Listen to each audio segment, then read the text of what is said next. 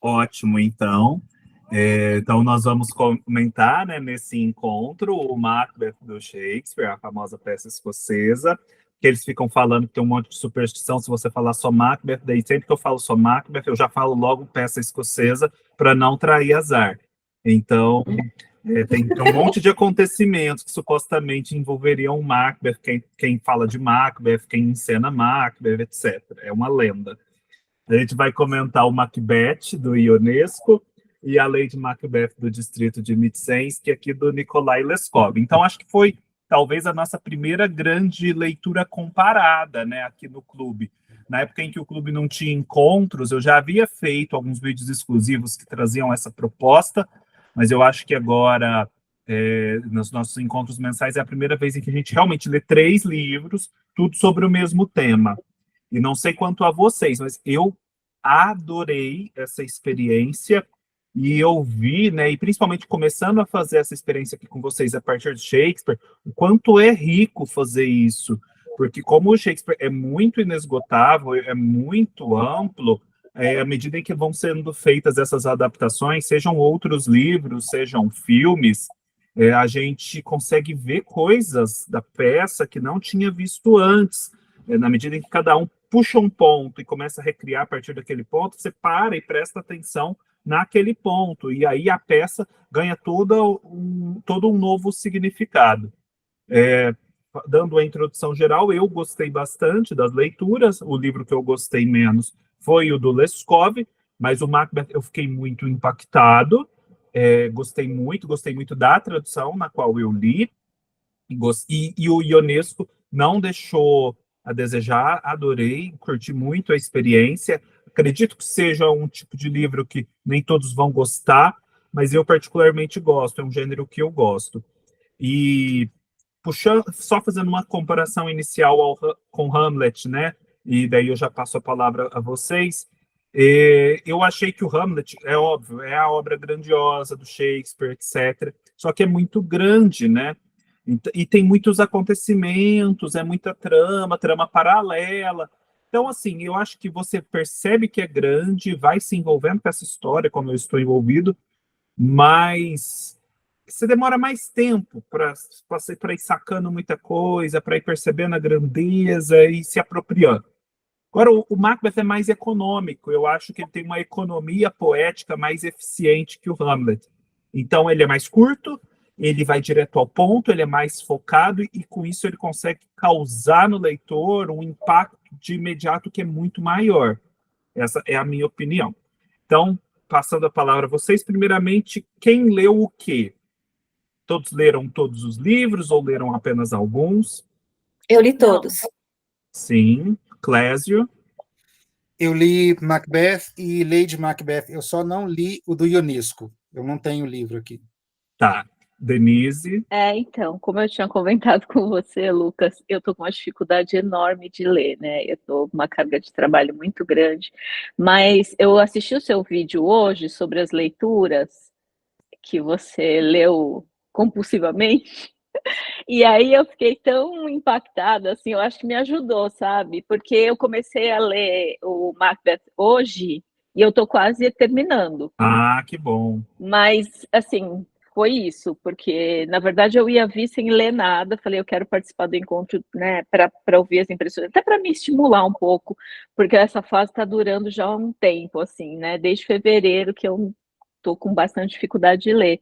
E no final das contas eu peguei hoje, já estou quase terminando. Se fosse um pouquinho mais tarde o encontro eu teria terminado já, porque eu estou bem empolgada. Ah, e já deu para sentir, então, como eu disse, é meio direto ao ponto, a Sim. grandeza, né? A densidade.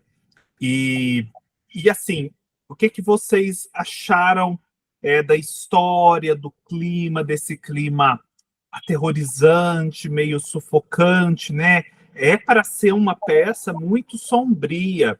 Vocês perceberam esse sombrio na peça? As impressões iniciais de vocês em relação ao Macbeth mesmo, do Shakespeare. Valdirene? Eu gostei mais do que de Hamlet, por incrível que pareça. Eu achava que a peça preferida seria Hamlet. Mas é muito sangue, né? E eu adorei. Mata aqui, mata ali, mata cá. e gostei bastante, e acho o texto muito bonito. E como Exato. ele é mais curto, parece que ele é mais rico, não sei se é uma impressão, eu adorei. Eu achei, assim, é uma peça melhor e muito bem escrita, muito bonita, eu gostei. Eu concordo plenamente em relação ao texto. O do Hamlet, é aquilo, agora que eu tenho revisitado o texto, etc., eu vou me apropriando e vou ficando cada vez mais seduzido pelo texto, mas aos poucos. Agora, o Macbeth é de uma vez, assim, as falas são muito memoráveis, e é uma atrás da outra, de muitos personagens diferentes. Quando a Lady Macbeth começa a falar, nossa, as falas dela são as melhores, são Então, fantásticas. Eu acredito que uma atriz deve ser um privilégio poder interpretar a Lady Macbeth, que é uma fala melhor que a outra. sim. Clésio, e você? Então, eu adorei Macbeth. Macbeth é muito bom. O texto é muito bonito, igual como vocês falaram. Mas eu não consigo gostar mais do que Hamlet. Hamlet ainda, para mim, eu li 2 vezes, então eu tenho um apego especial a Hamlet. Mas eu gostei de Macbeth.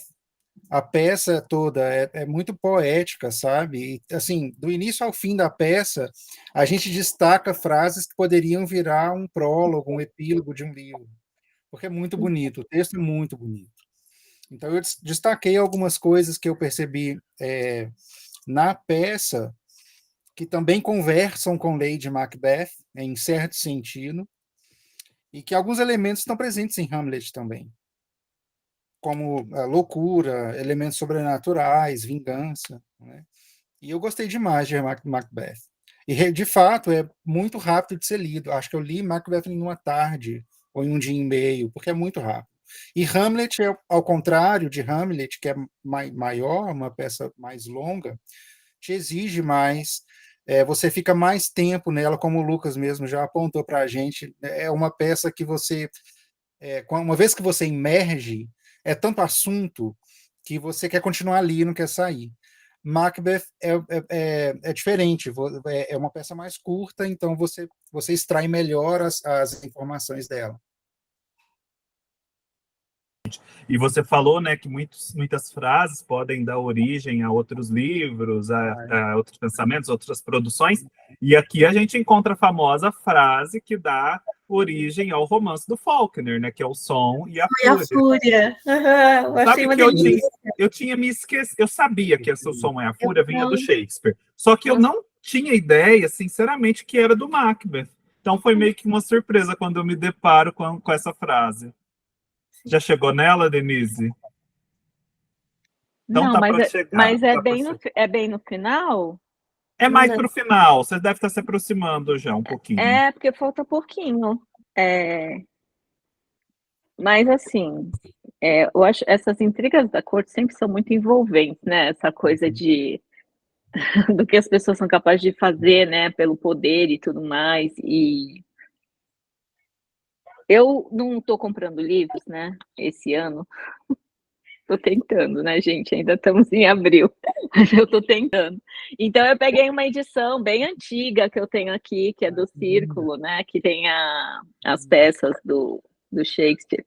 E eu gostei do texto aqui. Eu não sei, eu teria que ver o texto. Também eu vi que você falou da tradução, né? Da LPM, que está muito boa, né? Eu até gostaria de ler, porque eu vou ter que reler com certeza, né? Eu ainda não cheguei ainda no final, e assim, não acho que é legal você ler rápido, né? É legal você ir sentindo o texto, né? Que foi uma coisa que eu não tive a oportunidade, porque eu fiquei tão. Mas acho que para uma primeira impressão, assim, é excelente, né? Tanto que eu não consegui parar de ler e estou no momento em que não estou conseguindo ler, então, com certeza. É porque está me cativando bastante, né? Ah, que bom. E qual é a sua tradução? Tá desligado, Denise, o microfone. Desculpa, é de 2 pessoas, na verdade. Vou pegar aqui no início. Carlos de Almeida, Cunha Medeiros e Oscar Mendes. Bacana. Esses eu não conhecia, Eu, mas na verdade, também não conhecia. Eu até falei, depois eu vou procurar alguma coisa. Mas tem uma pequena sinopse no início, tem notas, Bacana. Então, tá... Não, provavelmente, às vezes, é um bom texto também, não é só porque a gente não conhece, não, porque eu acho que já teve muitas traduções mesmo, nem todas estão hoje em circulação. Imagino que ela é um pouco antiga, então por isso que talvez a gente também não conheça, né, os tradutores, né? Isso. Um aspecto que me chamou muita atenção no Macbeth é como os personagens estão o tempo todo falando sobre a noite e o sono. O tempo todo eles estão falando sobre o que acontece durante a noite como aquele momento em que as peças do tabuleiro se mexem, em que grandes golpes são dados, em que forças que fogem do controle surgem, e em que é necessário o sono para você continuar durante o dia. Sim, extremamente, é o momento do repouso, o repouso mais do que físico, até moral. E na medida em que o Macbeth e a Lady Macbeth, dentro dessas forças da noite, se deixam entregar as piores delas, o que eles perdem é justamente a paz do sono. E isso cobra um preço altíssimo. Então, não sei se vocês perceberam, mas a quantidade, talvez numa releitura percebam, a quantidade de vezes em que se fala dessa história da noite, do sono, dos sonhos, dos pesadelos, dos animais noturnos, do que acontece, do sol que vai raiar, o dia que é mais inocente, a noite que sobrepuja esse dia. Isso é muito presente. E até porque eu acho que tudo ali, né, os lances fatais da vida daqueles dois se dão numa noite. Então, assim, uma noite ali é capaz de revolucionar aquelas duas vidas. E é como se eles não acordassem mais para um dia, né? Porque o dia que traz o descanso, que traz a paz, você acorda renovado, eles nunca mais acordam renovados, eles nunca mais voltam a dormir depois daquela noite. Então, é uma possibilidade de leitura, né? Atentar para isso. Quando o rei lá morre, tem a coruja, né, que anuncia a morte. Essa história da coruja, não sei se vocês já na cidade, vocês também têm essa crendice da coruja quando ela pia na casa de alguém, que é um evento funesto, às vezes representa a morte. Eu já tinha ouvido falar isso quando eu era criança. E na peça a gente tem isso. Que mais vocês notaram, assim, de aspecto, né, que chamou atenção nesse sentido, né, simbólico, um tema proposto, uma característica psicológica? Não cheguei a me atentar nessa condição de escuro e noite. Nessa que eu estou lendo agora, vou tentar olhar com mais cuidado, para ver se eu percebo, que eu não me ative a isso. Uma coisa que me ocorreu... Ai, desculpe. Uma coisa que me ocorreu é que, assim, eu fiquei me perguntando se ele não tivesse encontrado aquelas 3 bruxas, se ele teria cometido os crimes. Isso. Esse é um outro tema. Eu já vamos reservar ele para a próxima rodada, que ele é um tema só. Fale, Kais, eu vou segurar ele aqui. A gente já fala nele. Então, duas coisas interessantes. A peça ela é muito sombria e esse elemento da noite ele é presente. Eu já havia percebido, porém, na edição que eu li, sempre tem uma introdução antes. E o problema dessas introduções antes é que elas vão dando spoilers para a gente e meio que vão guiando a nossa leitura sem deixar a gente fazer, de fato, uma percepção por conta própria. Então, isso aconteceu com Macbeth. A introdução do texto fala sobre os elementos sombrios e a gente percebe, quando vai ler o texto, que realmente esses elementos sombrios, esses elementos da noite, que eu digo. Que essas cenas mais macabras, onde tem muito sangue, vingança, conspiração, elas só acontecem à noite. E isso é muito perceptível. E é interessante fazer um paralelo com Lady Macbeth também. Mas depois a gente chega lá, quando chegar a hora. Tá. E a outra coisa que eu queria falar, eu esqueci. Gente, esqueci. Macbeth, elemento da noite.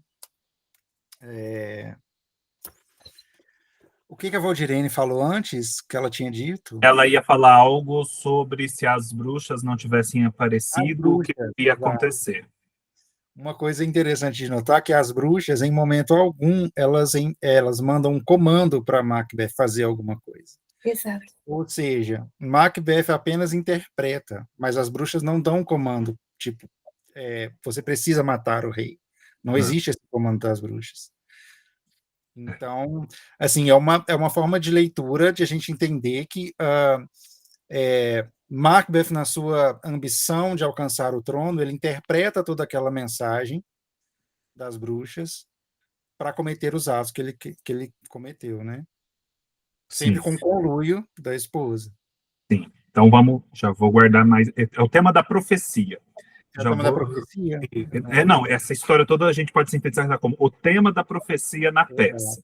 Então vamos guardar para a próxima rodada, já vamos desenvolver ele. Denise, mais alguma consideração de outros aspectos aí que não sejam a profecia e essa história da noite? Na verdade, eu queria só falar uma coisa sobre o que o Clésio falou, né, que é essa questão de que às vezes você lê o texto introdutório e ele te direciona, né? Para mim, hoje em dia, os prefácios todos viraram pós-fácil. Eu nunca leio mais, porque assim, fora que alguns têm spoilers, não estou falando, claro, no caso desse livro, que é um clássico, né, mas outros livros que a gente não tem a mínima ideia, às vezes, da história, e vem uma coisa muito significativa logo no texto introdutório, né? Então, é uma escolha que eu fiz, assim, não ler mais os prefácios. Eu leio, na verdade, mas eu leio como pós-fácil, né? Porque para não ser influenciada nessa leitura, né? Eu acho que é muito isso, é ser influenciado na leitura, mais até do que o spoiler, né? Eu lembro, por exemplo, quando eu estava lendo mais cerradamente lá os contos do Cortázar, que são muito ambíguos, eu não gostava de pesquisar sobre, eu gostava de formular primeiro as minhas interpretações, porque o Cortázar esperava isso da gente, cada um fizesse a sua interpretação.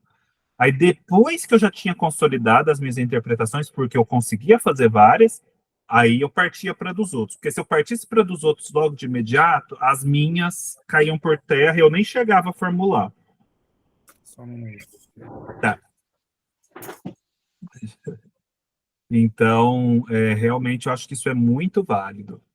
E então, a gente só introduzindo, né, enquanto o Clésio volta, que a Valdirene tocou é o tema que eu acho que é o da profecia, que é talvez o grande tema da peça. O que é essa profecia? E em que medida a profecia ela tem poderes de execução próprios, né? Ou ela é a tal da profecia autorrealizada? Você, uma vez feita a profecia, começa a buscar ativamente a sua consecução.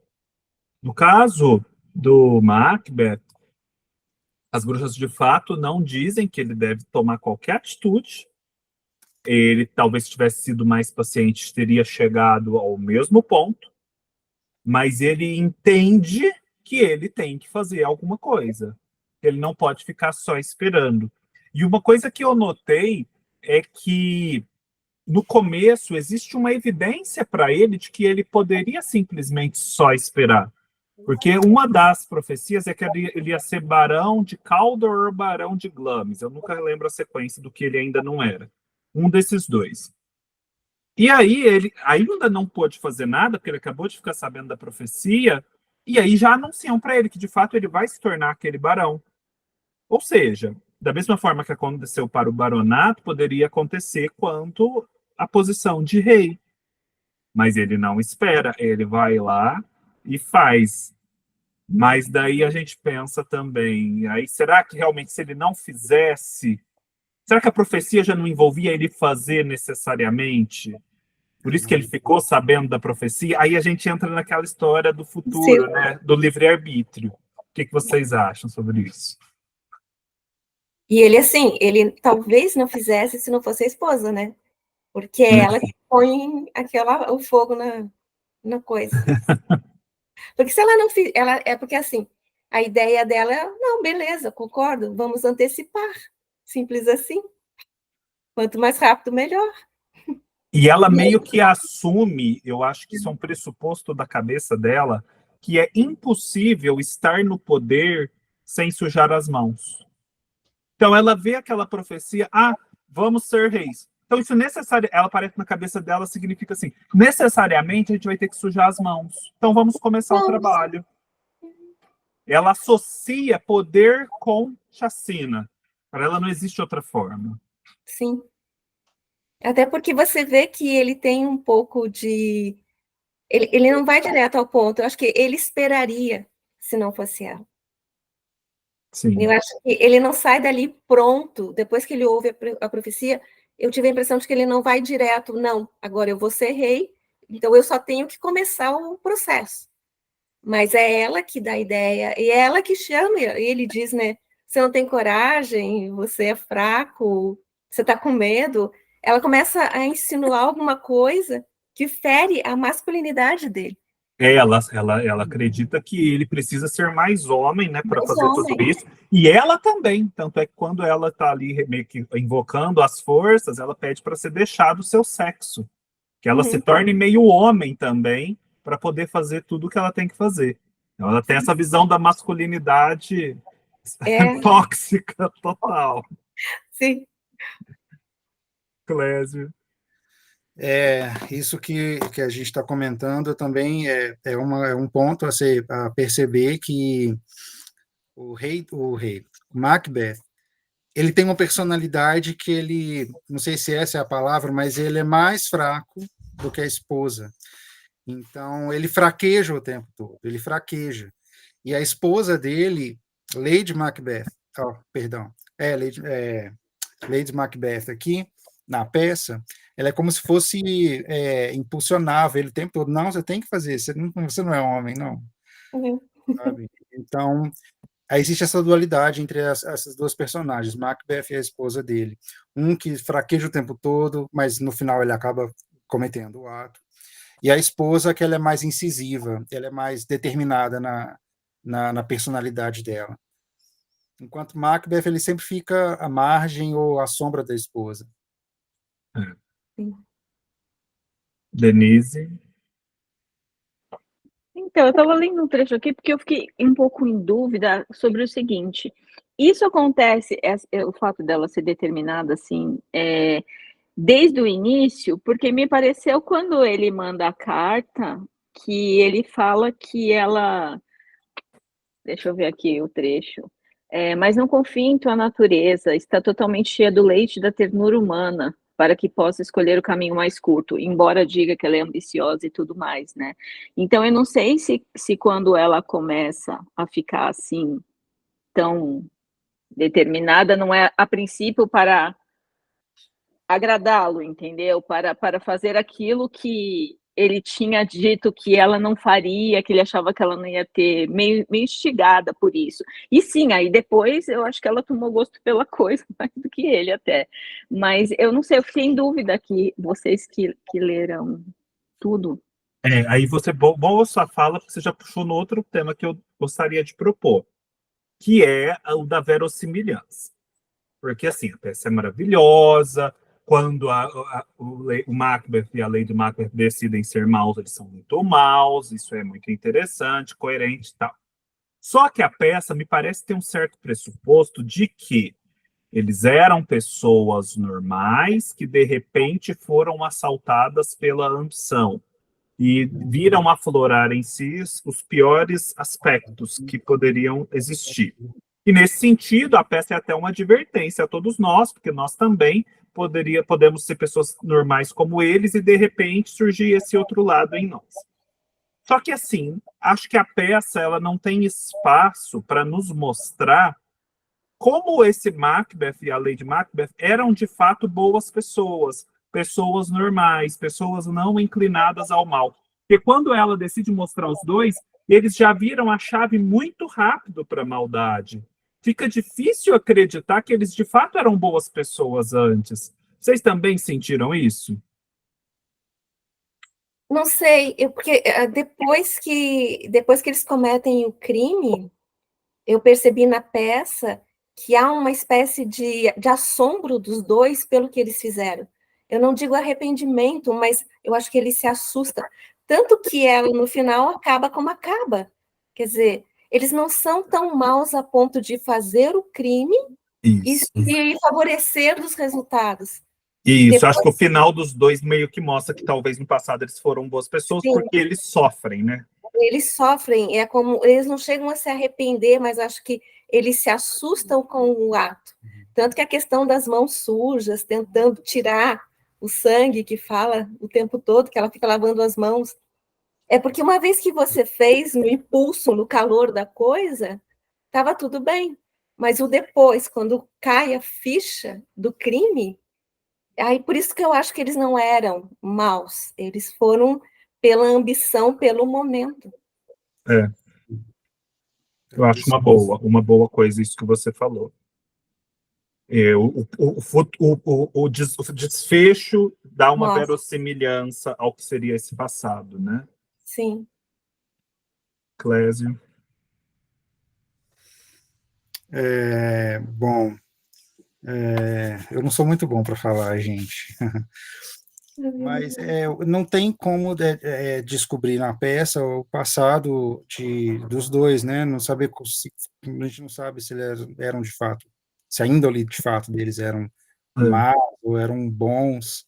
Mas o fato é que fica claro para a gente durante a peça, né? Quase no final da peça, é o arrependimento e a loucura, né? Porque Lady Macbeth ela comete um ato ela dá a entender na peça que ela se suicida, né? Sim. Ela se mata. Uhum. Ela fica Sim. louca. Sim, talvez a Denise não tenha chegado nesse ponto. Ai, desculpa, perdão. Não, mas assim, é porque acho Não, que também não é gente, muito spoiler, por isso que eu tô... primeiro, Não é. é um clássico, nem tem spoiler, né? E Começa por aí. assim, E ainda que fosse, gente, eu não. Hoje, nessa altura da minha vida, eu não dou mais a mínima para isso. Pode falar à e vontade. eu Aliás, acho que a peça vai caminhando de um jeito que é meio óbvio que alguém ali vai se matar, né? Dá para ler nas entrelinhas que isso vai acontecer com um dos dois, inevitavelmente. eu acho que isso não tira. Só um minuto, gente. Só um minuto, que eu já volto, tá? Tá. Mas é recorrente no Shakespeare, porque eu li muito pouco Shakespeare. Eu li Romeu e Julieta, Hamlet e agora o Macbeth. Mas essa questão da loucura, né? Porque no Hamlet também a Ofélia simplesmente enlouquece. E aí essa outra também comete o crime e também enlouquece. Como se fosse tão fácil você enlouquecer. E sempre as mulheres, né? E Aí sempre que as eu, mulheres. aí isso vai ter uma redenção. Assistam ao filme Ofélia para vocês verem como a diretora interpreta Isso. a loucura da Ofélia. Ela ressignifica completamente a loucura da Ofélia e é muito interessante mesmo. E óbvio, aí você vê que tem um pouco do machismo da época, sem dúvida alguma. Sentido. Sem dúvida alguma, a questão da mulher louca, igual você falou, é muito mais fácil, né? O Macbeth fica tendo visões, etc., mas não chega a ser reputado um louco de pedra. A Lady Macbeth já é pintada assim, né? Sim. mas é bem o que você falou, é sempre a mulher, né? A loucona da história. É sempre a mulher. E tem uma outra questão, é uma questão do final. Esse é um spoiler, mas é um spoiler do que não vai acontecer, na verdade, porque você espera que vai acontecer e não vai. Não sei se vocês perceberam, pois eu retomo com o Clésio, eu já até falei isso uma vez com ele, num outro momento. Existe um furo no final da peça, porque é dito que o filho do banco, o Fleance, ele vai dar ensejo, né, uma geração de reis. Só que a verdade, Denise, saiba você, a peça acaba e não se toca nesse ponto mais. O que foi feito com o Fleance e com essa geração de reis à qual ele daria origem? Então, você percebeu isso, Val? Eu percebi. Uhum. Não é Na estranho? verdade, é como se a peça terminasse ali. A gente sabe que o rapaz está vivo e que ele naturalmente seria o próximo rei, porque quem que fica ali, né? Os filhos do rei morreram, Macbeth morreu, todo mundo morreu. Mas não diz, né, se ele assume. Quem assume, na verdade, é o filho do Duncan, o Malcolm. Sim, mas o outro, existe o outro filho, né? Então a gente não fica Isso. sabendo se Então, esse aí filho fica estranho, tá? E o Malcolm, o que será que vai acontecer com o Malcolm lá na frente para que o filho do banco assuma? É porque será que o filho do rapaz lá sabe que ele faz parte da profecia? Que Então, existe uma linhagem? Ele nem fica talvez não. sabendo disso. Mas tudo bem, pode ser que ele vá parar no trono mesmo sem saber, afinal é a profecia, ele não precisa fazer nada a respeito. Assim. Mas assim, aí fica, Mas daí não, você fica sem saber como, né? Porque se o Malcolm assumiu, que era o filho do Duncan, a tendência agora é ele continuar a linhagem, né? só que se o filho do outro vai virar rei, de alguma forma ele tem que reclamar esse reino, né? É. Se ele não E, fizer nada, e em que contexto? Porque a verdade é que, a princípio, ele não tem direito, né? Quem tem direito é o outro. Então, o que, que vai acontecer? Ele vai se bater contra o Malcolm? Eles vão brigar? Vai ter uma traição? todo Aí, mundo, todo Mas mundo vai aqui morrer. é aquele momento em que você, leitor, continua a história, entendeu? segundo, eu acho que foi o Clésio, que eu comentei isso com ele em algum, acho que num grupo ou em outra plataforma. Acho que foi no Telegram. No Telegram, né? Ele falou, parece que a peça foi finalizada às pressas, Muito rápido, às pressas. que tinha que apresentar lá para o rei, acho que era o rei Jaime já, porque ele vinha da Escócia, e acho que tem uma questão de homenagem a uma ancestral do rei Jaime, que seria o tal do banco. Uhum. E aí eles não deram conta desse aspecto, por isso que a peça é até curta, deveria ser mais longa, e aí ficou esse furão. E a gente nunca vai saber. Exatamente, a gente nunca vai saber. E olha que eu assisti ontem ao filme do Roman Polanski, ele também não dá muita explicação para isso, não. Talvez outros filmes vão dar, vou ficar na espreita ali, se isso vai acontecer. E desses outros livros que você leu, enfim, outros textos que tinham a ver com o Macbeth, você viu o que teria, na verdade, de real aqui? Porque nesse livro aqui, ele faz eles têm umas notas de rodapé falando sobre os Stewart e tudo mais. Você leu alguma coisa a E eu respeito? li en passant, ainda não retive essa informação assim, a ponto de passar com precisão. Preciso organizar melhor as minhas informações sobre o Macbeth. Mas tem sim um antecedente histórico no qual o Shakespeare se inspirou, que vem lá da Escócia, remonta à era medieval. Não é ipsis litteris essa história, mas tem a ver com essa história de traição de um tal Macbeth. Então existe esse antecedente histórico, sim. Só os detalhes dele que eu não saberia te dar agora. Mas que existe, existe. Assim como tem o antecedente histórico lá do Hamlet, que é dos Saxos Gramáticos, lá que é o que deu origem ao filme The Northman, uma coisa meio viking. Do Macbeth também tem. O Shakespeare dificilmente cria histórias originais. É sempre histórias existentes que ele torna outras coisas. Isso já é muito interessante. Por isso que eu acho que as adaptações são muito ricas nos casos do Shakespeare. Porque o que ele faz já é uma adaptação. Então, quando você adapta o Shakespeare, você está continuando o movimento que ele próprio estava fazendo. E ele tem um professor, João César de Castro Rocha, que ele fala que Shakespeare ele complexifica as histórias, ele adiciona camadas de complexidade a histórias existentes e torna elas outras coisas, né?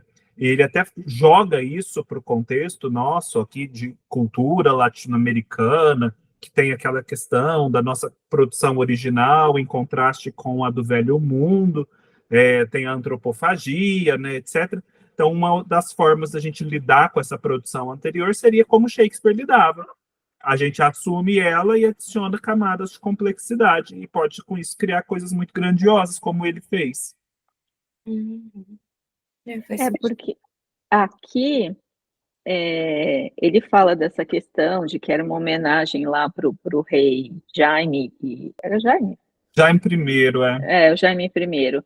E ele diz que é Banco, que fala o nome daquele outro. Banco.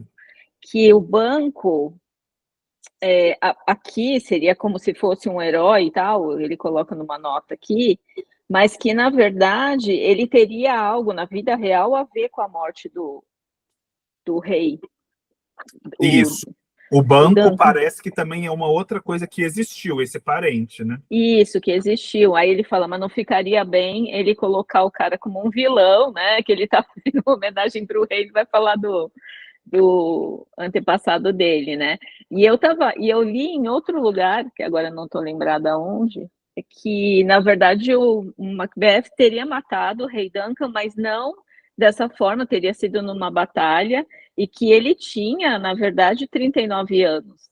Porque aqui parece que seria uma pessoa mais velha, né? Dá a entender, não sei. E agora eu lembrei, parece que o Macbeth real reinou por bastante tempo. Sim. O Macbeth real teve tipo um reino meio que bem sucedido. Clésia, a gente estava falando sobre o furo do final de Macbeth, que é aquela história do filho do banco, o Fleance, que não se dá satisfação sobre a linhagem dele. Exato, e também não aparece na peça o desfecho final, que seria a profecia cumprida que ele reinaria, o filho dele reinaria, né? Então, em um determinado momento, é como se ele desaparecesse. Pode falar. Ele desaparecesse, né? Então, o final, ele fica um final meio que... E aqui na minha introdução, uma coisa que eu queria falar, e que eu não falei que eu tive que sair, é porque a minha mãe vai estar saindo, gente, por isso, tá? E eu peço subir para ela. Que o spoiler não estraga a peça, não tira a beleza da peça. Não. Então, não se preocupe. Não, é tanta coisa no Shakespeare, para além do enredo. Não, mas meu intuito de participar aqui era realmente discutir, né? Eu vi principalmente vocês, né, que leram tudo, né? Não, sem problema nenhum. E eu, por exemplo, eu acho que vale até assistir aos filmes antes, porque daí você grava o enredo, a hora que você chega na peça, você fica prestando atenção em outras coisas. É verdade, olha só.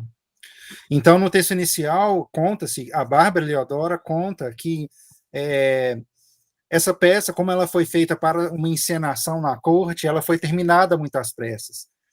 Então, também existe essa linha de estudo, que é uma peça que foi terminada e que dá a impressão para a gente que ela não foi finalizada, por causa desses furos, desses vazios que existem. Salvo engano, tem até uma consideração sobre a qualidade, né, dos diálogos, que ela vai dando uma piorada no final. Não tem uma coisa assim? Ou eu li em outra fonte? Não, eu não sei se é nessa peça de Shakespeare, Macbeth, mas na introdução não fala sobre isso. Pode ser que eu li em outro lugar. Nunca me lembre. Talvez tenha realmente a qualidade, né, das peças, que o diálogo ele vai perdendo aquela qualidade que a gente identifica como o de Shakespeare. É esse rapaz aqui. E aqui? Ele está chegando, ó. Tá chegando. Tá aqui. Aquela hora que eu quase te interrompi, é que eu lembrei de uma coisa que eu queria perguntar para vocês. A última profecia, aquela que fala que o Macbeth só será morto por um homem que não tenha nascido de mulher. Isso aí eu não entendi. Porque, assim, o que eles querem dizer não nascido de mulher? Só porque o cara foi feito uma cesariana, que significa que não foi nascido de mulher? É isso? Não. Valdirene. Eu acho que sim, é isso que eles estão querendo dizer. Pelo menos eu entendi assim. Porque não tem outra situação, né? Ninguém nasce de uma mulher. Exato. Não tem como, é impossível. Todo mundo vai nascer de uma mulher. Mas eu acho que ali é um caso tipo uma cesárea, ou ela morre, eles abrem e tiram o bebê, alguma coisa assim. Eu também pensei na história talvez de morrer, né? Porque daí não era exatamente uma mulher, era quase uma ela já está morta. Eu imaginei isso, porque não tem outro jeito, né? Não existe. Depois eu vou ver alguma nota que se fala sobre isso. Eu imaginei que ele não nasceria, e só lá no final que a gente acaba se atentando para isso, que ele não nasceria naturalmente, porque ele foi arrancado do ventre, né? Quer ver? Ele foi arrancado do ventre, ou seja, ele não nasceu propriamente da maneira natural de que se nasce. Que olha só, vou ler aqui, tá, gente? Posso? Pode. E deixa o anjo mau a quem... não adianta encanto, a fala de Macduff. Não adianta encanto, e deixa o anjo mau a quem serviste dizer-te que Macduff foi arrancado fora do tempo ao ventre de sua mãe. Ou seja, ele não... Bom, é uma interpretação, ele não nasceu, ele foi arrancado do ventre. E aí que está uma chave da interpretação dessa cena. Profecia, né? E você mencionou o nome, né, que eu acho que vale a pena a gente prestar atenção, porque realmente a peça é rica, e assim, num primeiro momento a gente presta atenção em algumas coisas, e tem outras para prestar.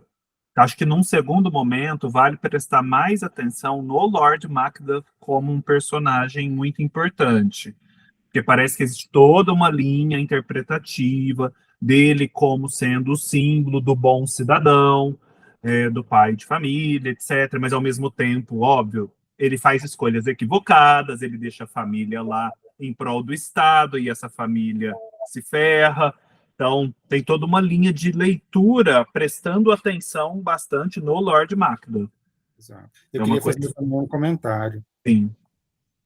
Pode falar. Não sei se vocês já comentaram, mas é sobre o plot twist que eu achei sensacional, gente. Que é a floresta que caminha. Vocês perceberam que as bruxas falando que era quando a floresta caminhasse, e o Macbeth fica, mas como pode a árvore andar? Impossível. E aí a gente entende, eu pelo menos entendi dessa forma, como as palavras da profecia, elas podem ser tomadas metaforicamente. Entende? Entendi. Porque quando as bruxas deram a profecia sobre a floresta andar, e quando chega lá no final, os homens, né, o exército vai se aproximando do castelo onde está Macbeth para a última batalha. E dentro da floresta eles se cobrem com ramos, com galhos e com folhas, e quando Macbeth avista, é a floresta que ele não vê homens e cavalos, ele vê ramos como se a floresta estivesse avançando até ele. Você falou muito bem, Clésio. Eu não tinha pensado por esse ângulo. A forma como a segunda profecia se cumpre, que é bem mais metafórica, e óbvio, aí sim, não depende do Macbeth fazer nada, né? Realmente algo que acontece, pode ser uma pista para a gente interpretar a primeira profecia e ver o quanto o Macbeth errou na interpretação que ele fez. Então, quais poderiam ter sido os outros significados dessa profecia do começo, se a gente fizesse uma leitura mais metafórica? Talvez ele seria rei, mas rei de um outro modo, e desse outro modo ele teria muito mais sossego, não teria todos esses contratempos. Então, ele pode ter errado na interpretação da profecia, né? Exatamente. Olha, vão surgindo, né? Vão surgindo as coisas. Ele foi tomando ao pé da letra, movido por vingança. Por vingança, não, desculpa. Por ambição. Por ambição, exato, por ambição, ao chegar ao trono, em ser rei. E eu acho que agora a gente já pode começar a passar para o Macbeth do Ionesco, porque vai ser também uma forma de continuar comentando o Macbeth do Shakespeare, né? Ele vai iluminar alguns aspectos. Aqui entre nós, né, só a Val leu, mas eu acredito que vocês dois possam ler também depois, que eu acho que vale muito a pena. E, aliás, a Denise não está comprando o livro, mas eu vou deixar uma dica. Hoje, especialmente, acaba hoje, por conta daquela história da Feira do Livro da Unesp, essa editora aqui, que é a Temporal, está fazendo uma promoção no site deles, site da Temporal Editora.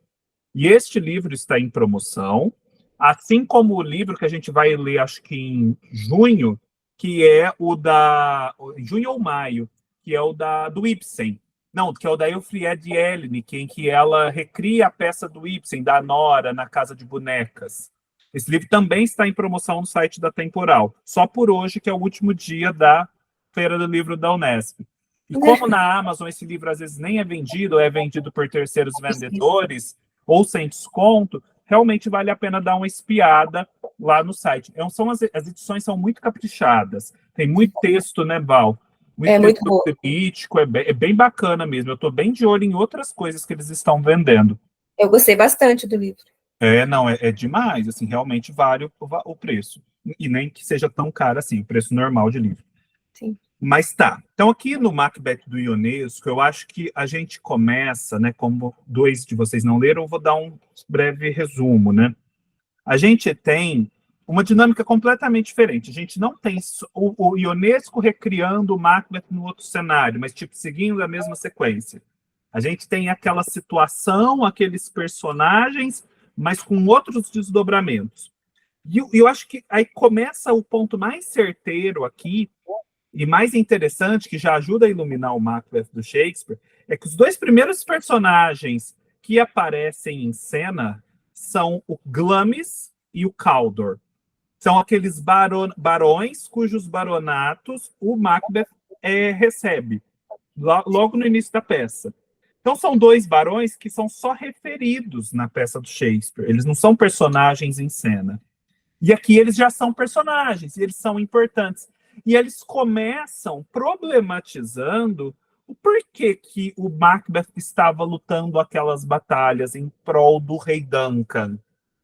O que ele buscava obter para o rei? Quais eram as razões do Glamis e do Cawdor ao se revoltarem contra o rei Duncan? E ali a gente já começa uma problematização. O que é dado como pressuposto no Shakespeare, tá? O rei Duncan está ali se batendo contra inimigos. Provavelmente o rei Duncan está certo. A gente já dá um passo atrás. Será que esse homem está certo mesmo? Será que essas batalhas que o Macbeth está empreendendo em seu nome são justas? E aí já começa uma problematização, que tem muito a ver com o fato de que, na época, esses reis foram absorvendo as terras desses outros senhores e foram sufocando, né, aquela estrutura feudal em prol de algo mais centralizado e absolutista. Aí a gente, quando entra em cena o Macbeth e o banco, eles são meio bobões, né, Val?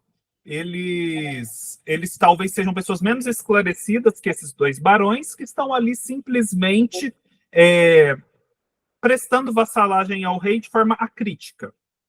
E uma forma de o Ionesco, né, que já é um teatro diferente, demonstrar isso, é que o Macbeth entra em cena e dá uma fala. Aí logo em seguida vem o banco e fala a mesmíssima coisa.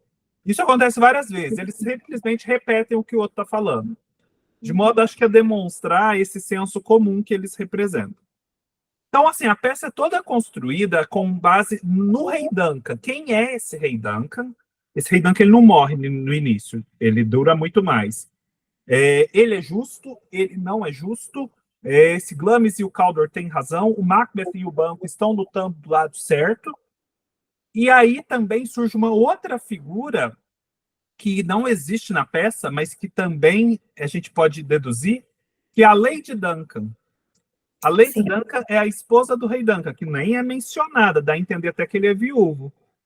Mas essa Lady Duncan também, assim como a Gertrudes lá do Hamlet, parece que ela não gosta muito desse marido. Esse marido não é muito legal. E ela vai começar ali a conspirar contra ele, inclusive em aliança com o Macbeth. E aí a peça é sempre muito construída com essa história de duplos. Existem muitos duplos em cena, duplos que se repetem, esse espelhamento. Existem umas situações mais absurdas, principalmente envolvendo a guerra. E tem desenvolvimentos bem diferentes. Mas o cerne dela é a problematização desse rei Duncan. Quem é esse rei Duncan? Todo mundo está depois chorando que o rei Duncan foi traído pelo Macbeth. Mas ele era um bom rei? Alguém se fez essa pergunta?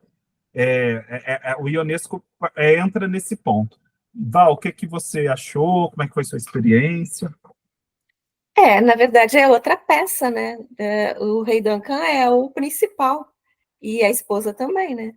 Eu no começo, assim, eu achei muito estranho, porque você lia, você virava a página, era o outro personagem falando a mesma coisa. Daí eu já me acostumei com aquilo, nem lia mais. Eu via que era o mesmo texto, eu já pulava. Mas é outra peça, não tem nada quase a ver, né? E o rei, ele pega o rei e transforma ele num tirano, né? Tirano, mentiroso, promete, não cumpre. Assim, ele acabou com o personagem. Porque no original ele tá ali, parece ser um senhorzinho muito bom, tipo aquele paizão do reino, e aí ele é assassinado, né? Coitado. Aqui, pelo amor de Deus, né? O cara é um diabo encarnado.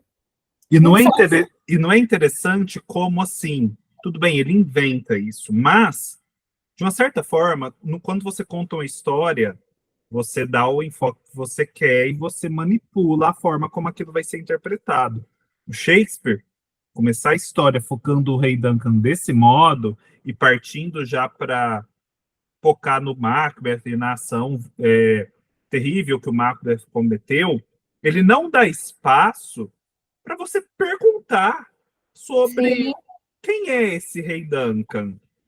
A forma como a história é contada pelo Shakespeare não dá espaço para isso. E essa é uma pergunta cabível também. Então, tudo isso para mostrar como, ao contar uma história, você consegue manipular a atenção do leitor e, às vezes, impedir que ele faça certas perguntas relevantes. sim, concordo.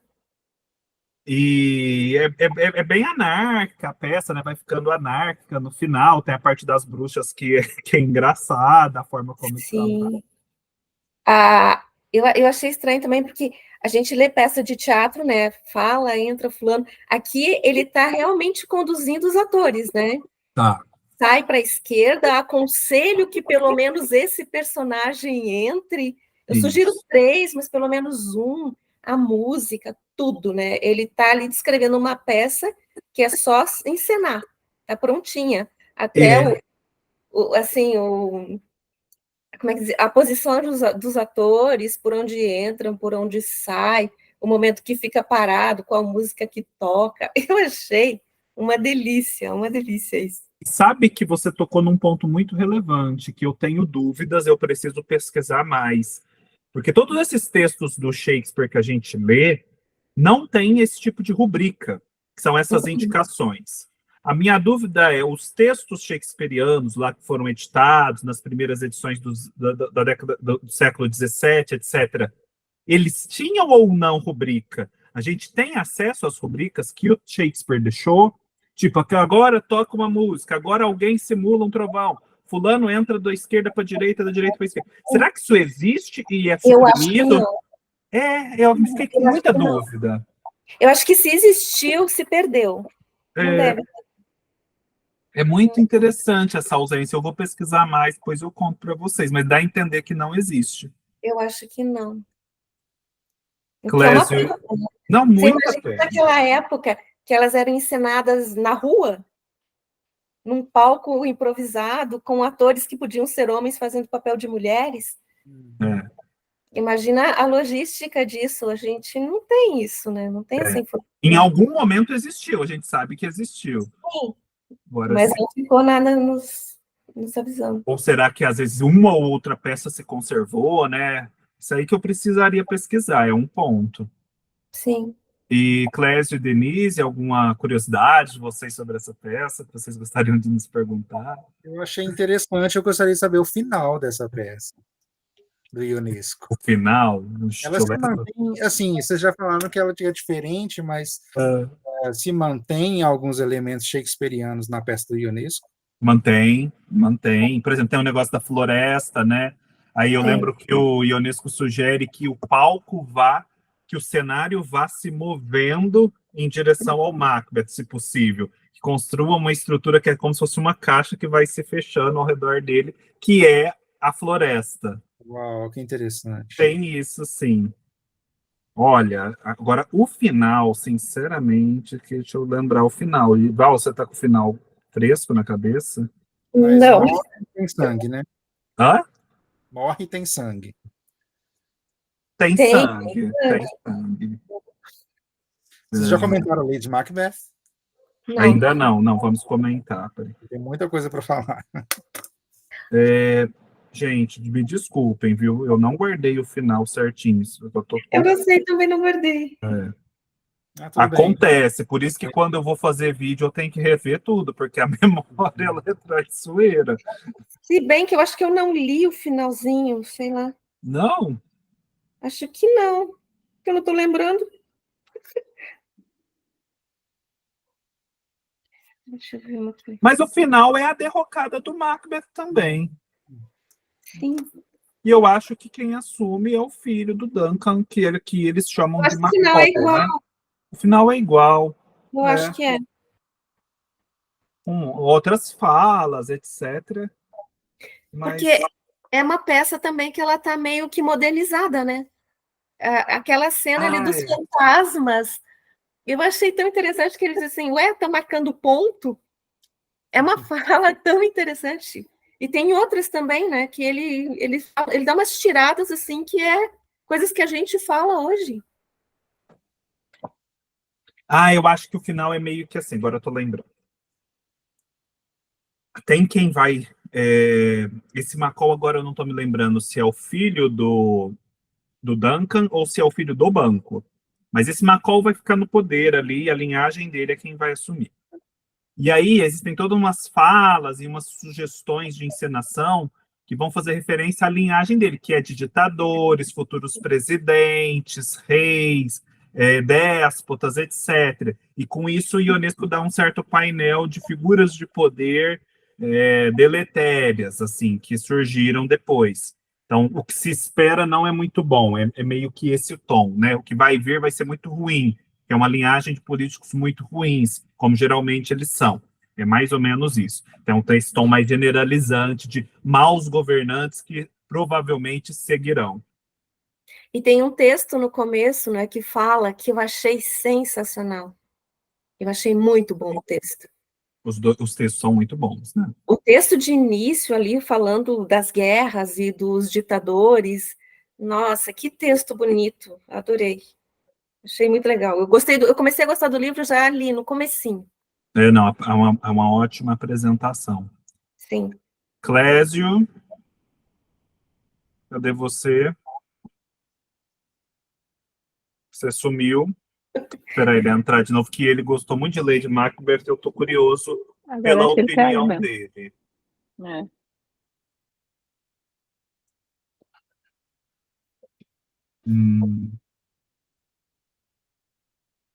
Pois.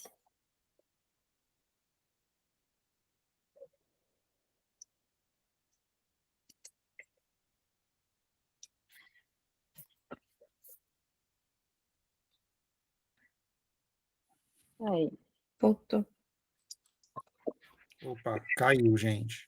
Não, eu estava falando que agora a gente meio que fala um pouco do Ionesco, e para começar a falar da Lady Macbeth, eu quero que você fale, porque você gostou mais, então faça aí a defesa do livro do Lescaut. Eu vou defender, gente, eu vou defender o Leskov hoje. Conte um pouco aí para todo mundo como ele foi Então, e faça a defesa dele. Eu gostei bastante. No início eu estava meio reticente, falando, será que vai dar certo esse negócio aqui do Leskov?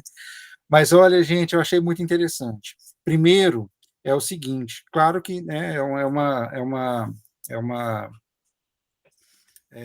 releitura da personagem com alguns traços dela que eu achei muito legais, por exemplo, no texto mesmo, eu destaquei elementos góticos e sobrenaturais que conversam com a peça de Shakespeare.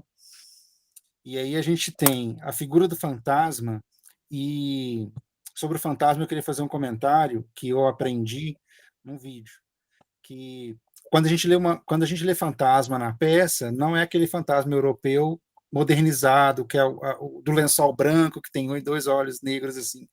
Geralmente são fantasmas que é a mesma figura da pessoa, mas ensanguentada, em ossos. Então é um fantasma mais aterrorizante, digamos. Seria o nosso espírito, talvez. Seria, mais ou menos, sim, nesse sentido, né? E aí o fantasma, na peça da... Gente, desculpa. No texto de Lady Macbeth, do Leskov, ele aparece em forma de gato, para depois se materializar na figura lá do homem que ela matou. Sim. Né? Então, assim, há elementos góticos e elementos sobrenaturais na peça, no texto, que é, gente, aquele elemento que é sempre noturno, que as cenas onde acontecem morte, elas são à noite. O assassinato lá do marido da Caterina Lvovna, não sei como é que se pronuncia, aconteceu também à noite, e aquela cena é muito macabra, gente. Muito macabra. E outra coisa legal também para destacar, que eu acho mais legal ainda, que é a influência da Caterina sobre Sergei, que também é um paralelo com a influência de Lady Macbeth sobre Macbeth, o marido dela. Sim. Então, essas coisas que eu destaquei. E aí tem uma questão que eu acho que é a seguinte. Sobre essa influência, Lady Macbeth sempre impulsiona o marido dela para o mal, mas ela mesma não faz nada. No caso de Lady Macbeth, é ela que faz todos os atos. a influência dela sobre, né, o então, né, namorado dela, que era o Serguei, não é namorado, mas um dos empregados dela, que era o Serguei, existe uma influência dela, da Caterina, sobre ele, mas ela comete os atos. Ao Sim, contrário da peça shakespeariana, que era Macbeth que cometia os atos. E sim. É uma boa, realmente. É um aspecto interessante que eu não tinha me atentado menos, tinha pensado menos sobre. Eu acho que, não sei se vocês já leram Edgar Allan Poe, mas, assim, eu notei elementos assim sobrenaturais, puxados mais para o gótico. Na cena da casa, por exemplo, depois que eles cometem o ato, né, de assassinar o marido dela, da Caterina, a casa começa a tremer. Então você tem todo mundo batendo ali nas janelas, a casa toda tremendo, os alicerces tremendo da casa e os dois desesperados lá dentro. E aí aqui, pelo menos nessa tradução que eu li, Serguei, ele fica muito desesperado, sobe a escada, e quando ele sobe a escada, ele se depara com a figura lá do marido, né? Falando nisso, que tradução é essa? Que eu nem sabia que tinha outra tradução. Então, essa é a do Oleg Almeida. Eu gostei bastante. É a tradução do Oleg. Deixa eu ver a capinha dele, eu não conhecia. Ele tá nesse. Ele é uma coletânea e ele tem essa capinha aqui, ó. Ah, contos e Novelas novelas russas. russas. Bacana, não sabia que tinha aí. Também. Nicolau Scott. Lady Macbeth. É, É a tradução do Oleg. E eu gostei, assim, eu não conheço outra, mas assim, gostei bastante do texto, é fluido.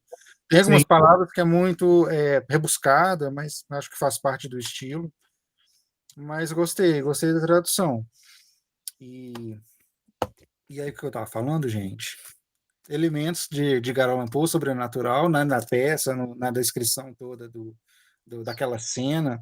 Então você percebe. Aí depois, no capítulo seguinte, é que ele vai explicar que eram pessoas que estavam indo por ali, caminhando por aquela casa, e ouviram falar dela, e chegaram lá para ver os dois, e deram de cara lá com a cena dela esmagando, sufocando lá o menino, né, o menino doente. E que chegou todo mundo para bater na porta, nas janelas e tudo mais, que era uma explicação. Mas no capítulo antes disso, era toda aquela cena que nós leitores, a gente não sabia o que estava acontecendo, então a gente imagina ali elementos sobrenaturais na peça. Entendi.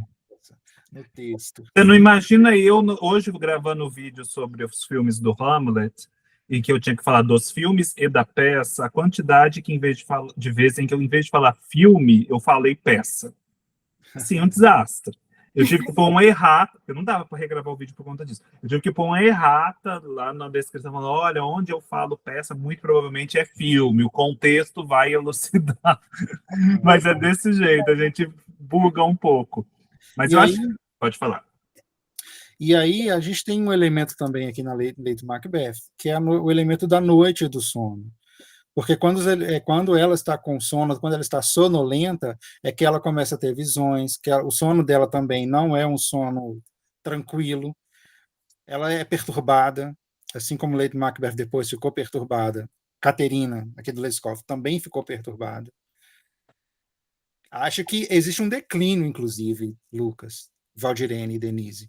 Existe um declínio, porque quando você está começando a ler o texto, você tem a personagem Caterina em um nível, e ela é totalmente sana, fica ali dentro de casa, o marido dela sai para trabalhar, e ela não tem o que fazer, ela está sempre entediada. Então você tem um declínio da personagem até chegar lá no final. Então você começa o texto do Lescaut com a Caterina em um nível, e ele vai abaixando. Assim, abaixando, ela vai declinando, porque quando chega no final do texto, você tem outra Caterina. E é interessante porque é um texto em que depois é que ele não é simplesmente morre no final, ele tem uma punição, né? E a gente acompanha um pouco esse depois, né? Eles vão lá para a Sibéria ser punidos. Exato. E a punição da Lady Macbeth é como se ela mesma se deu a punição dela, se matou. E eu lembrei de um aspecto interessante. Assim como lá na peça do Shakespeare, o impedimento pleno àquele reinado é o fato de que existe a profecia sobre os filhos do banco, Aqui a gente tem a questão de que existe um parente, né, que parece que tem mais direito à herança do falecido marido do que ela. Então, o conforto financeiro que ela esperava ter não acontece. Então, ela não tem essa paz que vem do financeiro, né? Exatamente. Que é esse parente, que é o menininho lá. Que seria o herdeiro, né? E você, Val, o que você achou do Lady Macbeth? Eu queria dizer que gostei, mas eu não gostei muito, não. O começo ali é meio morno, aí depois começa sangue de novo, aí tem a história do menino, mas, enfim, eu não tenho muita coisa para falar do livro. Não... Eu também, assim, eu acho que, sinceramente, eu estou pensando, antes de falar sobre Nvidia, etc., que eu preciso reler. Sim, talvez sim. as circunstâncias em que eu li bem na sequência do Macbeth, do Shakespeare do Macbeth, que eu tinha gostado muito, então, assim, a régua estava meio alta ali, talvez seja melhor com distanciamento agora voltar. Que o Clésio falou umas coisas que já me interessaram, que me chamaram a atenção, esse fato de que ela mesmo que toma as rédeas, acho que a gente pode fazer uma leitura também naquela clave da Madame Bovary, entediada, e que começa a fazer coisas. Talvez por esse caminho o texto vai se tornando mais rico. Mas uma coisa que de imediato eu já percebi, né, e que ilumina também o texto do Shakespeare, é essa questão de que o Shakespeare lá está falando não só de você subverter um poder dentro do Estado. Aquilo pode se aplicar a várias outras esferas de poder, inclusive o poder doméstico, né? Sim. Mas ó, deixa eu dizer uma coisa, a Clésia mandou bem, viu? Fiquei super interessada pelo livro. Eu acho que ele defendeu muito bem. Se eu vou gostar ou não vou gostar, já não sei dizer. Mas pela sua defesa aí, foi excelente. Por isso que eu falei, não deixa o Clédio falar antes de eu começar a falar, porque eu sei que vai fazer mais justiça ao livro. Eu acho que assim, ele pode ser que não seja um texto à altura de Shakespeare, né? Então, talvez porque a gente leu Shakespeare primeiro, então a gente vai com aquele nível, né? Nossa, mais um texto que fala sobre Lady Macbeth, então deve ser incrível. Então, a nossa régua já é uma régua alta, já é um nível que a gente exige mais o texto. Quando o texto não entrega isso para a gente fica frustrado, né? Então, assim, pode ser que ele não esteja à altura, mas não deixa de ser interessante. Não deixa de ser interessante no sentido de fazer paralelos com a peça shakespeariana, sabe? Então, tem alguns aspectos interessantes para ser notado. Assim. Bom, eu, pelo menos, percebi. Mas foi um texto que eu gostei. Foi um texto que eu gostei. E, assim, você falou que sentiu que ele é aterrorizante. Eu não achei no começo que era, quando eu li. Mas vou tentar, numa releitura, prestar atenção nisso. Se eu sinto agora essa claustrofobia, que para mim é muito necessária no Macbeth. E outra coisa, nossa, peraí, esqueci. Lembrei. O tradutor, o Paulo Bezerra, aqui, acho que isso aqui ajudou a me dar bode. Ele tem um pós-fácil em que, assim, ele é muito empolgado em relação a isso aqui. Ele faltou dizer que é melhor do que a lei que o Macbeth do Shakespeare. Ele não falou isso. Mas, assim, ele é tão empolgado que se desse uma chance era capaz de ele falar. E aí eu já tinha feito a leitura, não tinha gostado. Aí vem ele e fala dessa forma, eu falei, tenha santa paciência, isso aqui é uma fraude. E aí eu peguei raiva do texto. Mas eu acho que eu preciso fazer uma abstração e retornar a ele. Porque, acredite, é até engraçado. Eu acho que ele saiu do tom aqui no texto final. Você achou isso, Val? Acho que sim, acho que concordo. Mas eu vou fazer a mesma coisa que você está falando, porque eu comecei a ler uma outra tradução do Macbeth, e aí acho que eu vou ler de novo, vou dar mais uma chance. Mas eu vou dar uma semana de folga, não vou pegar direto, não. Mas eu vou tentar também. Pode ser que eu goste. É que eu li primeiro a peça, depois eu li a do Ionesco, e daí, por último, eu peguei esse. Daí eu acho que eu já estava muito mais encantada pelos outros, que fez com que eu não lesse com muita boa vontade. Mas eu vou tentar reler. Ah, e você falou um negócio de Ionesco, eu lembrei que eu esqueci de mencionar uma coisa em relação ao Ionesco. A peça aqui, ela está dialogando com o Macbeth do Shakespeare, mas ela também está dialogando com uma outra peça famosa, que inclusive tem vídeo no canal, e é um vídeo que eu acho que é importante para entender a peça do Ionesco, que é o Ubu Rei, do Alfred Jarry. Ele Tem fala tudo a bastante. ver. E assim, até declaradamente, ele mesmo declarou que tem a ver. E Sim. tem mesmo. Então vale muito a pena dar uma assistida naquele vídeo do Obo Rei, que já está até no público no canal agora, para entender melhor essa peça aqui, porque lá fala muito sobre essa tirania e um tirano que é meio infantil na sua crueldade. Então essa questão da infantilidade na crueldade aparece aqui no Rei Duncan. Vale a pena ler. E a questão de pensar a tirania como algo também que tem um não sei quê de infantil.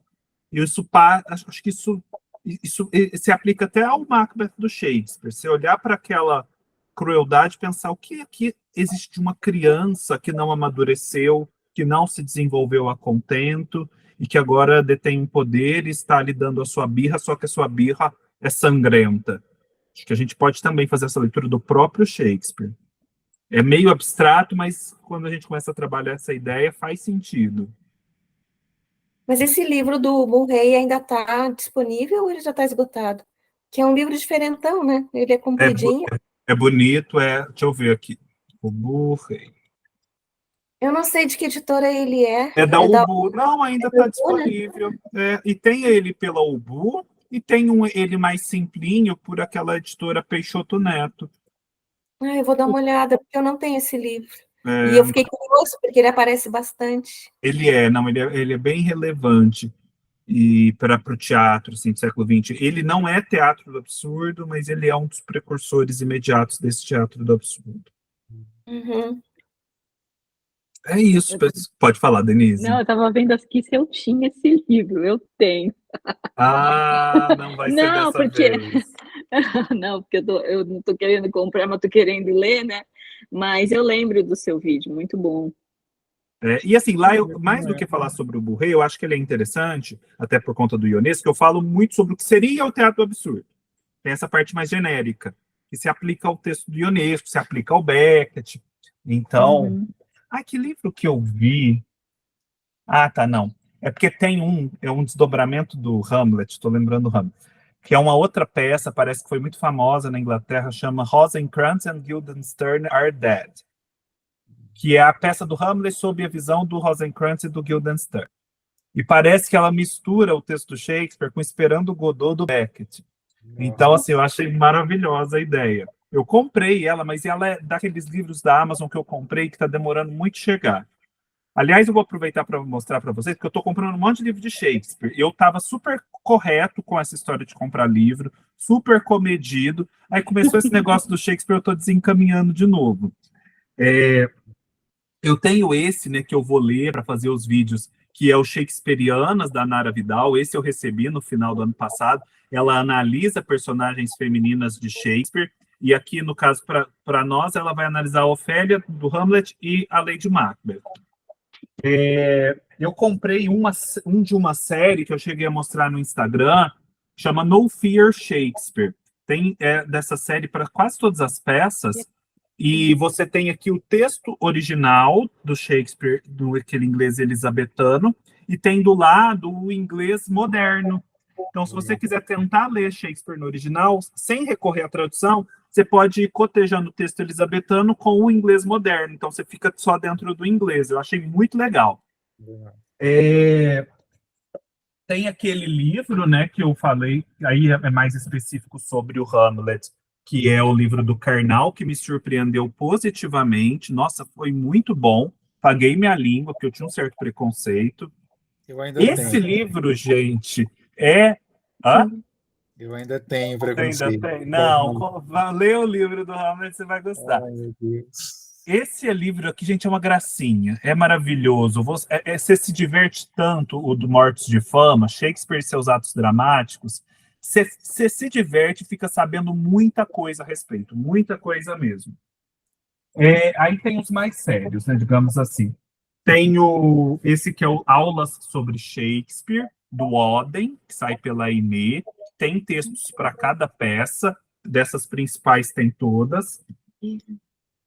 A Tragédia Shakespeariana, também é um livrão, que vai tratar do Hamlet, do Otelo, do Rei Lear e do Macbeth. E tem esse que vai tratar do aspecto mais teatral, mas pelo que eu vi, ele também comenta a peça, que é o Teatro de Shakespeare, do Sérgio Viotti. Uau, que legal. Tem mais algo? E tem uns outros que são os que ainda não chegaram, mas que eu vou mostrando. Tem um outro que eu descobri, que eu ainda não comprei, mas eu estou tentado, que sai pela Penguin em inglês. Parece que é um livro clássico de interpretação de Shakespeare. Tem um outro que é daquele professor João César de Castro Rocha, que chama Culturas Shakespearianas. É um estudo mais de teoria literária, assim, a partir de Shakespeare, mas também agrega. Eu acho que ele é importante principalmente para estudar A Tempestade, porque parece que A Tempestade existe toda uma teoria que se constrói a partir de A Tempestade sobre essa condição latino-americana de produção cultural, o lugar que a gente ocupa no mundo, colonialismo, etc. E acho que esse texto vai falar sobre isso.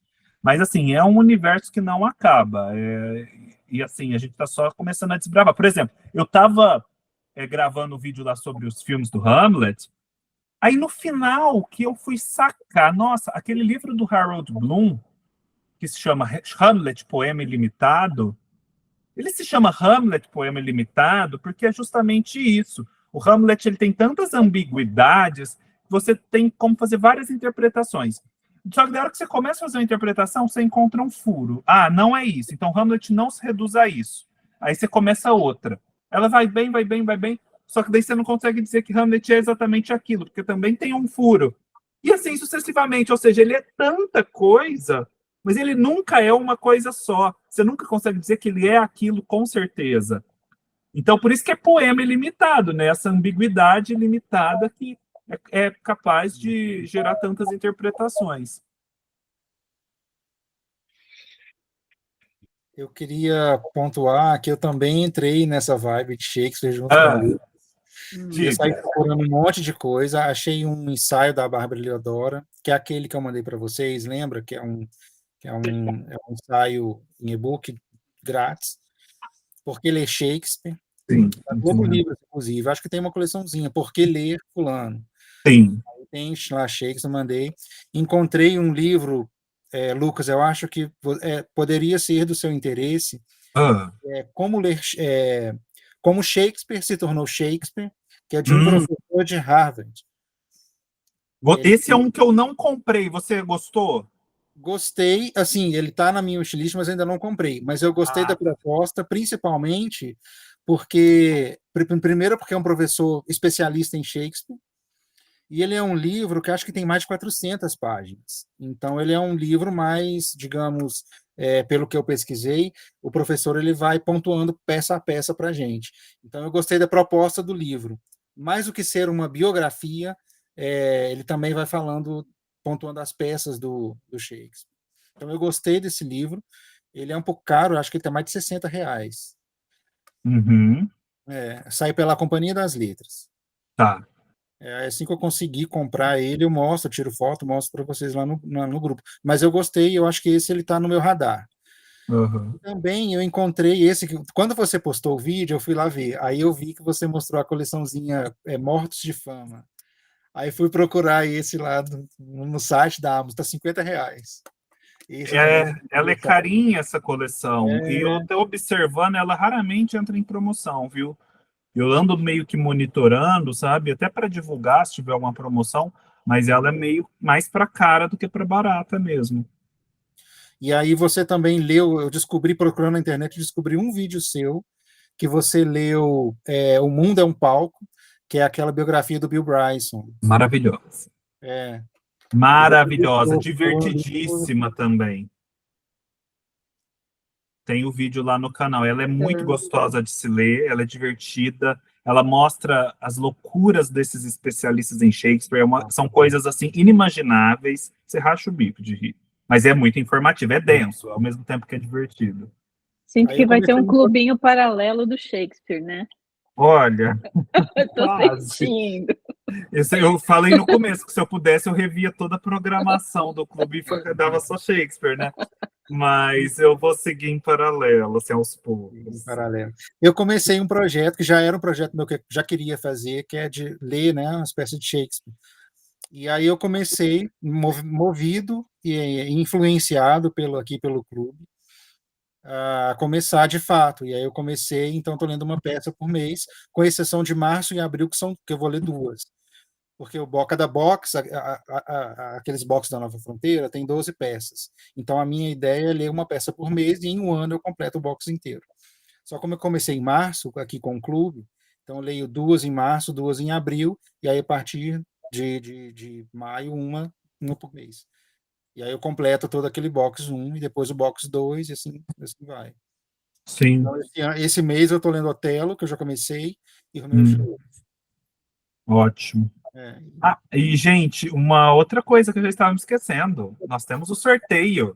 O sorteio do livro que eu recebi da Fósforo, que eu já tinha, e que é um livro, assim, que realmente eu tenho muita vontade de ler, que tem uma premissa muito bacana, que é a história dessa moça, que ela é surda, e ela chega num momento em que ela precisa decidir entre fazer uma intervenção médica ou cair na completa surdez. Mas para ela não é tão óbvia essa escolha. Ele vai explorar, acho que as vantagens desse silêncio no qual ela está imerso. Então, eu acho que deve ser muito interessante mesmo. Então, estamos em 3.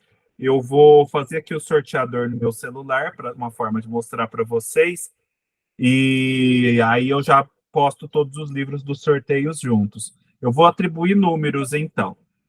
Vocês todos querem participar do sorteio? Tipo assim, vocês todos não têm um livro, alguma coisa assim? Ou tem alguém de vocês que tem? Assim, eu acho que seria justo você sortear entre eles, porque eu ganhei um livro do último sorteio. Então, eu também ganhei. Então nós dois ganhamos. Então sorteio para os 3. Eu não tenho livro. Você O ganhou, Clésio não não... Hã? O Clésio não ganhou. Não ganhou. Então acho que a gente sorteou agora para ele. Por aclamação, o Clésio é o vencedor. É isso.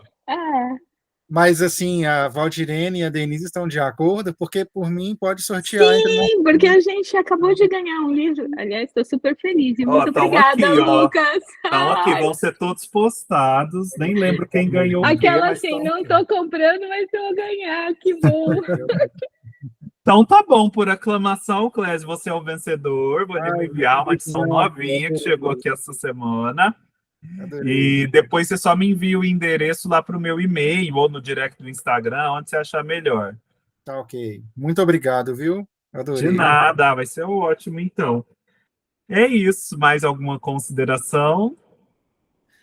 Não, minha consideração é que eu estou mais animada agora. Foi muito bom participar, porque eu acho que vou terminar, né, a peça e estou bem interessada, e eu espero que isso faça com que eu consiga continuar lendo, né? E esse mês do clube tá bem fácil. A gente só tem o Casa Velha, do Machado de Assis, que é rápido de ler, e deve ser muito gostoso, e 3 contos do Dublinenses. Então, a história do Dublinenses agora vai ser naquele ritmo mais compassado. Eu acho que vai ser ótimo. Aleph, que eu acho que vai ser ótimo também, para fazer vídeo, vai ser uma maravilha, que daí dá para aprofundar. É o formato ideal para contos, com certeza. Por falar em vídeo, sobre os filmes, você já fez o vídeo ou você ainda vai fazer? Saiu agora, enquanto a gente estava conversando. Já está lá no canal. Então vão lá assistir e comentar e deixar um coração, pelo menos. Aqueles que não perdem a oportunidade de pedir. Não, já está no canal, não. É o vídeo de hoje. Eu estou tentando postar no canal 2 vezes, né? Sábado e domingo. O vídeo de hoje foi o Hamlet. No meio da semana, eu até anunciei no vídeo de ontem, eu vou fazer uma enquete, porque eu quero levar alguma das peças do Shakespeare para o canal público, né? Até porque eu tenho uma ideia do formato de como eu vou abordar o Macbeth e o Hamlet, que é um formato que os vídeos, lógico, vão ficar aqui exclusivos, mas depois eu quero para outras peças levar para o canal público. Só que eu também não quero que roubem minha ideia. Então, assim, quando eu for lançar o vídeo exclusivo, eu já quero lançar um público também ao mesmo tempo, para já demarcar o meu território, que eu acho que é uma boa ideia, sabe, de se abordar. E as minhas ideias, de vez em quando, eu percebo sendo reproduzidas por aí. Então, essa do Macbeth, do Shakespeare, eu tô com ciúmes dela, então eu quero tomar essa precaução. Mas, de todo modo, é uma forma de levar o Shakespeare para o canal. E eu também quero fazer vídeos que não sejam mais do mesmo, porque a gente já tem boas resenhas no YouTube. E aí eu vou lançar uma enquete sobre qual livro que vocês querem que eu leve, dentre os que eu vou deixar lá, do Shakespeare para o canal. Vai ficar na aba comunidade, depois, ao longo da semana, dá uma espiada e votem lá. Devo colocar, tipo, Rei Lear, Romeu e Julieta, A Tempestade, algum desses aí para ser o que eu vou ler e comentar no canal. Dessa forma mais aprofundada que eu quero fazer para o Hamlet e para o Macbeth. Então a gente vai tendo Shakespeare no canal. Legal. Aliás, do James Joyce, vocês, eu que deveria estar falando isso, mas vocês têm algum livro de referência do James Joyce? Acho que eu não tenho, não. Que eu sei que tem os do Ulisses, eu até tenho um, mas eu queria saber se tinha algum mais geral da obra dele. Eu não conheço. Eu me lembro. Não consigo me lembrar de nenhum livro que eu tenha que fale dele. Só mesmo os livros dele.